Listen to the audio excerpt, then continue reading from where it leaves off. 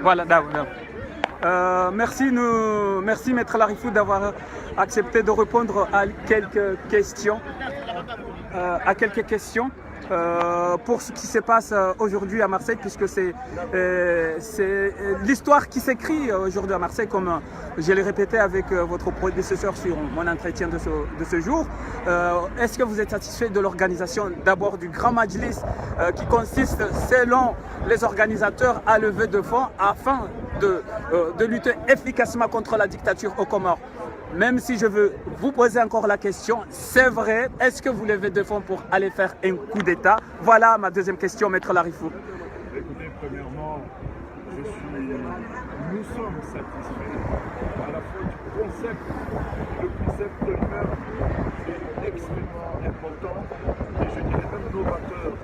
Le fait que ce soit les citoyens de leur propre gré sont venus spontanément pour soutenir ni un parti politique, ni une personnalité, mais les Comoriens sont venus spontanément pour soutenir des initiatives politiques pour sauver le pays. Ça, c'est la première fois. Ils sont venus pour donner non seulement leur argent, mais donner leur âme pour une cause qui est une cause nationale. Il s'agit de faire libérer le Comore qui est entre les mains d'un vrai dictateur. Ça, à mon avis, c'est historique. Et je pense que dans les annales politiques comoriennes, ce qui s'est passé ici aujourd'hui est écrit désormais dans l'histoire des Comores. C'est la première fois que des simples citoyens sont venus spontanément pour contribuer à la fois par leur âme et par leur argent pour justement provoquer un changement. Et c'est la première fois. Maître Larifou, lors de votre discours aujourd'hui, puisque les Comoriens commencent à le dire, je le répète moi aussi, vous avez déclenché une diplomatie offensive. Lors de votre conférence de presse il y a 2 semaines, vous nous avez annoncé que vous allez partir un peu partout dans le monde. Tout d'un coup, vous vous êtes retrouvé à Dakar avec le jeune qu'on qualifie le futur diplomate des Comores qui a ouvert le débat aujourd'hui. Il s'appelle, comment il s'appelle la personne, le jeune Tadjidine. Les Comoriens commencent à avoir de l'espérance. Est-ce que cette offensive diplomatique va s'arrêter? Jusqu'où vous allez y aller, puisque SMS Swali Mohamed Swali vient de déclencher le compte à rebours. Il dit au régime d'Azali que c'est fini. Pour lui, le compte à rebours a commencé. Vu les discours de Tadjidine, vu ce que vous avez déclaré, et surtout maintenant, quand on voit ce qui se passe aujourd'hui à Marseille, est-ce que cette offensive diplomatique va s'arrêter là? Non, elle ne peut que commencer. Effectivement, lors d'une conférence de presse que j'ai tenue ici à Marseille, je me dis que, écoutez, il y a une détermination qui est ferme et irréversible, c'est de faire partir Azali. Nous avons commencé ce travail, nous allons sillonner dans de nombreux pays pour justement conscientiser d'abord la société civile, les forces vives en Afrique d'abord. La priorité, c'est l'Afrique. C'est l'Afrique. Conscientiser les forces vives africaines sur ce qui se passe aux Comores. Donc nous avons commencé dans certains pays, et nous avons été à Dakar, et nous irons dans d'autres pays dans les prochains jours. Justement pour continuer, non pas à diaboliser, puisqu'Azali s'est diabolisé lui-même, mais expliquer ce qui se passe réellement au Comores. Donc ça ne fait que commencer.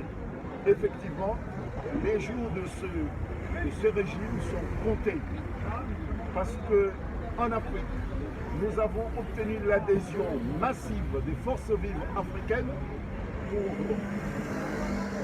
comment dirais-je, pour rassembler, mettre en place une coalition des forces vives africaines contre la dictature. L'objectif, c'est de boycotter économiquement et culturellement tous les régimes tenus, dirigés par les dictateurs en Afrique. C'est les travaux, c'est les résultats des travaux que nous avons entamés au Sénégal. Bon, les Comores vont malheureusement faire la triste expérience de cela, et puis peut-être la Guinée également. Ce que nous allons expérimenter par rapport aux Comores, et ça sera le cas de la Guinée. Nous allons demander à ce que ces pays soient que les groupes et les organisations internationales et régionales prennent conscience de la prise en charge par les Comoriens, par les Africains de leur propre destin.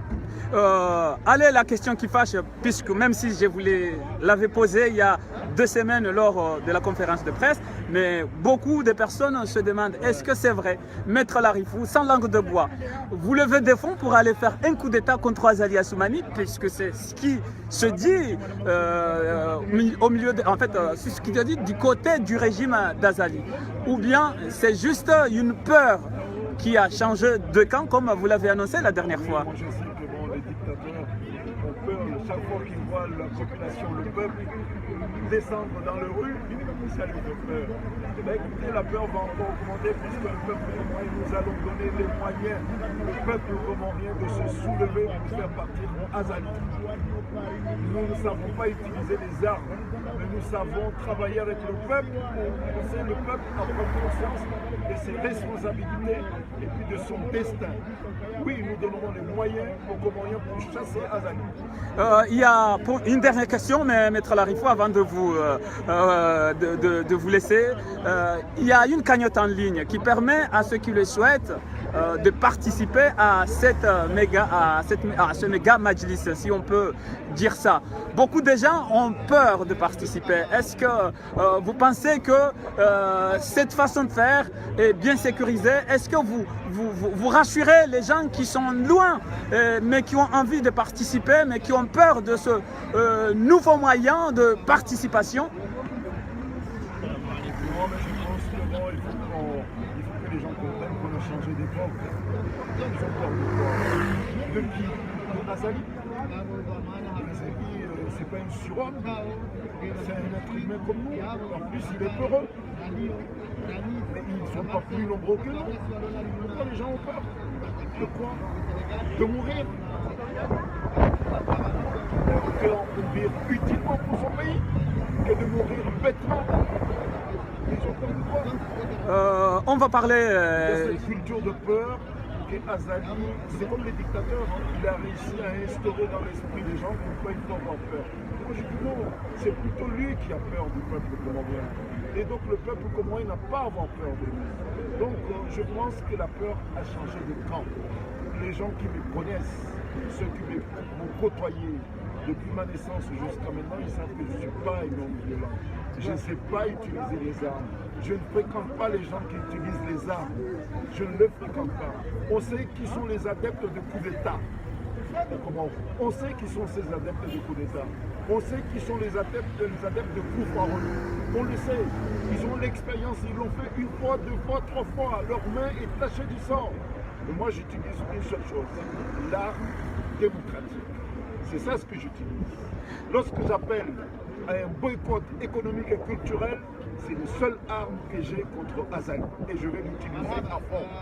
Merci beaucoup. C'est sur ces termes nous allons boycotter économiquement et culturellement Monsieur Azali Assoumani. C'est sur ces propos que nous finissons notre entretien. Vous voyez la tombée de la nuit. Merci Maître Larifou d'avoir accepté de répondre à nos questions et nous espérons nous retrouver très prochainement. Merci beaucoup Maître Larifou. Merci.